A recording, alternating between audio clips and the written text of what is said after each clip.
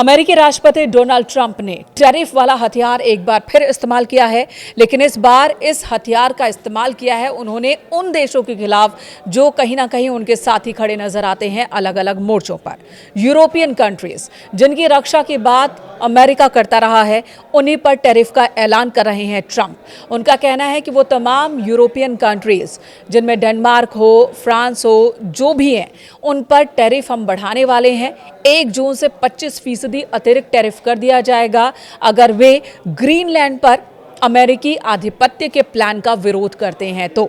यानी कि ग्रीनलैंड को खरीदने की जो अमेरिका की प्लानिंग है, उनको विरोध करने वाले सभी देशों को खामियाजा भुगतना पड़ेगा अतिरिक्त टैरिफ के तहत। और इसका ऐलान किया है ट्रंप ने। व्हाइट हाउस की ओर से ये जानकारी दी गई है और डोनाल्ड ट्रंप ने खुद ट्रुथ सोशल मीडिया साइट पर इस बात की जानकारी दी है कि 1 जून तक 25% अतिरिक्त टैरिफ लगा दिया जाएगा। चरणबद्ध तरीके से इसे लागू किया जाएगा। पहले 10% टैरिफ बढ़ाया जाएगा जो कि 1 फरवरी से ही, यानी कि अगले 15 दिनों में ही लागू हो जाएगा, और उसके बाद इसे बढ़ाकर 25% कर दिया जाएगा।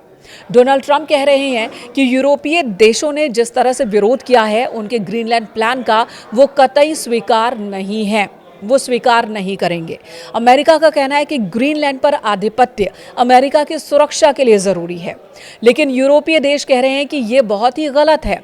ये डेनमार्क और ग्रीनलैंड पर डिपेंड करता है, उन पर निर्भर करता है कि वो अपनी टेरिटरी को लेकर क्या फैसला ले, और अमेरिका जो कदम उठा रहा है वो पूरी तरह से गलत है।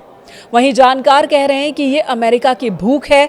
ग्रीनलैंड जो कि प्राकृतिक खनिज से भरा हुआ एक जगह है, जहां पर भंडार है प्राकृतिक खनिज का, उसी भंडार पर कब्जा करना चाहते हैं ट्रंप और अपनी ताकत का गलत इस्तेमाल कर रहे हैं। फ्रांस ने तो साफ साफ कह दिया कि अगर ट्रंप ऐसा करते हैं तो फ्रांस अपनी सेना का इस्तेमाल अमेरिकी सेना के खिलाफ कर सकता है। वहीं डेनमार्क ने भी इस बात का ऐलान किया 1 दिन पहले ही कि हमने अपने सैनिकों की संख्या ग्रीनलैंड टेरिटरी में बढ़ाना शुरू कर दिया है, ताकि अगर कोई भी एक्शन लिया जाता है ग्रीनलैंड पर अमेरिकी सैनिकों की ओर से तो वहां पर हम उसका जवाब दे सकें। ग्रीनलैंड का और डेनमार्क के राजनीतिक दलों का कहना है कि ग्रीनलैंड बिकने वाली चीज नहीं है, बिकाऊ नहीं है, उसे कोई खरीद नहीं सकता। अमेरिका की ओर से तमाम प्रलोभन दिए गए, बहुत ज्यादा पैसे देने की बात कही गई ग्रीनलैंड की जनता को, और तमाम और प्रलोभन दिए गए, लेकिन डेनमार्क का साफ साफ कहना है कि ग्रीनलैंड हम नहीं बेचने वाले हैं। ग्रीनलैंड बेकाऊ नहीं है, ग्रीनलैंड पर अमेरिका कब्जा नहीं कर सकता, और ये पूरी तरह से गलत है, हम इसका विरोध करते हैं। वहीं अमेरिका की ओर से भी जवाब आया कि अगर सैनिकों की संख्या बढ़ाई जा रही है ग्रीनलैंड में, या यूरोपीय देश अपने सैनिकों का इस्तेमाल करना चाहते हैं अमेरिकी सैनिकों के खिलाफ, तो ये पूरी तरह से गलत फैसला होगा। और साथ ही टैरिफ वाला दांव भी चल रहे हैं। ट्रंप ने साफ साफ कह दिया है, यानी कि जिस टैरिफ वाले दांव से उन्होंने भारत, चीन और दूसरे देशों पर दबाव बनाने की कोशिश की, अब वही कदम वो उठा रहे हैं यूरोपियन कंट्रीज के खिलाफ भी।